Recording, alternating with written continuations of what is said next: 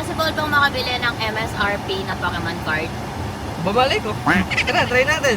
Tara. Hey guys, today is July 17, 2026 and gumising ako at napatanong sa sarili ko.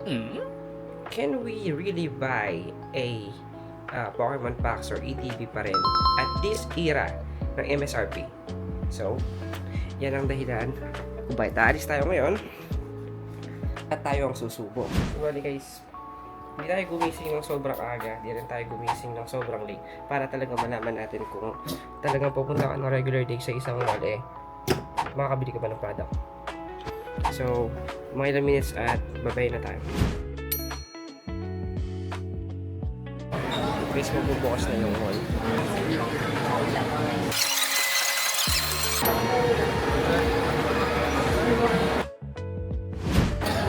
Yung guys, meron na tumatakbo na dalawa. Ako maglalakad lang ako. Actually, di ko man alam, nasa yung game line eh. Second floor na. Saan ka? Mag-hagdan na ako ha. Bye-bye. Sayonara! So, bibigso na konti sa may hagdan. Okay, Cyber Zone.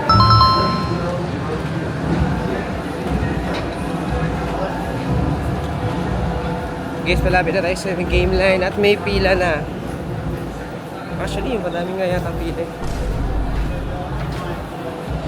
Marami na nga. So, bali nandito na tayo. Hindi ko alam kung ilan yung allocation nila, pero marami na nakapila. Ayan lahat, oh. Dami. Grabe ka na, pitch black. Okay guys, nasisimula na sila mapapasok. So yun guys, update. Wala na daw ETB. So manatitira na lang yung mga sleeve packs at booster bundle. Hindi ko lang kung makakuha pa tayo. A few moments later. Update guys, it's 11:09. Nipis na rin ang panipis yung mga dala nila ng box. So paubos natin. Pero mahaba pa yung pila. Medyo malapit na tayo sa line guys. Pero 4 sleeve packs na lang yung mga natitira. I think ano na natin guys.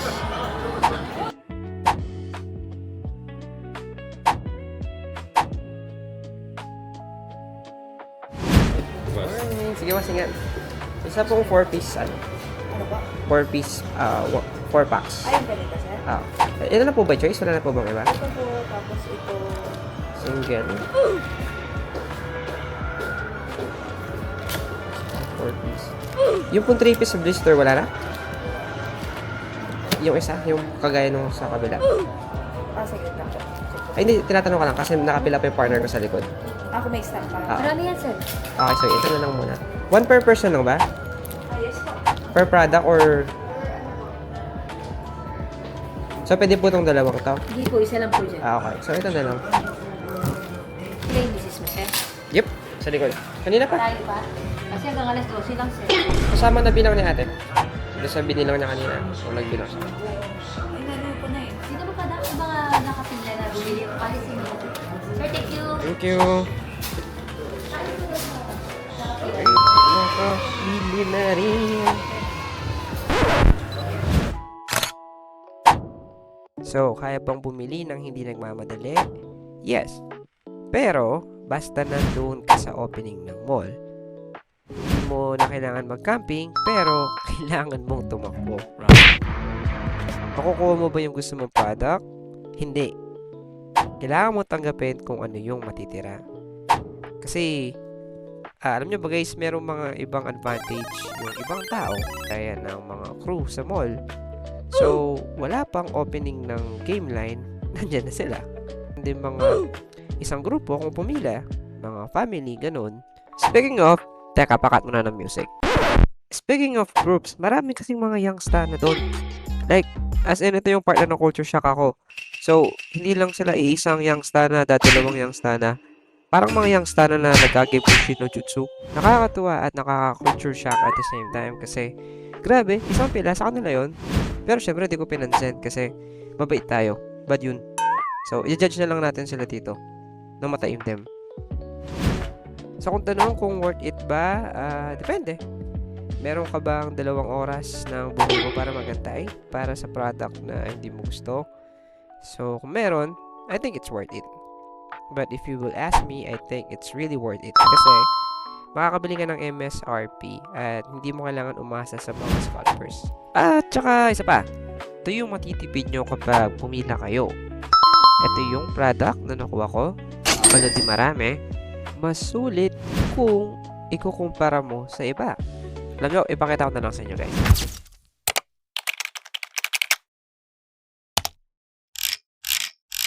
Welcome to the Scalper Multiverse, kung saan lahat ng mga taong nakabili pa lang ng mga Pokemon packs ay nagbebenta na kagad sa sobrang laking patong. Sa sobrang laking patong, nahiya na si Angela. Kita nyo naman, may patong na 600, may patong na 500, may patong na 1.5, may patong na 2,000. Daig pa si DJ Bombay. My point is, by the way guys, meron din palang mga restock sometimes. So sabi nila ate, kapag naubos na yung isang cut-off, sometimes meron pa ng gabi. So just check your stores. May mga stocks pa, kagaya ng Gameline, Toys R Us. Yun, yung mga shop na yun. Hindi ko alam kung ganito rin yung sitwasyon sa ibang lugar, pero at least dito sa experience ko, ang natutunan ko mas worth it ang isang bagay kapag hinantay mo at pinaglaanan mo ng effort. So ngayong alam mo na, pipila ka ba next time at makikipagsabayan sa mga youngstana? Let me know in the comment below.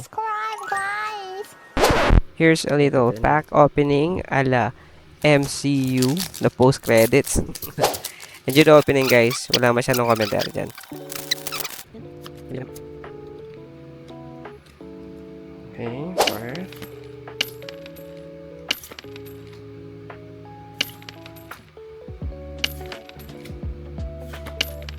Manikwata mo kaya, Charm? Last. Uy! EX! Yeah, okay na.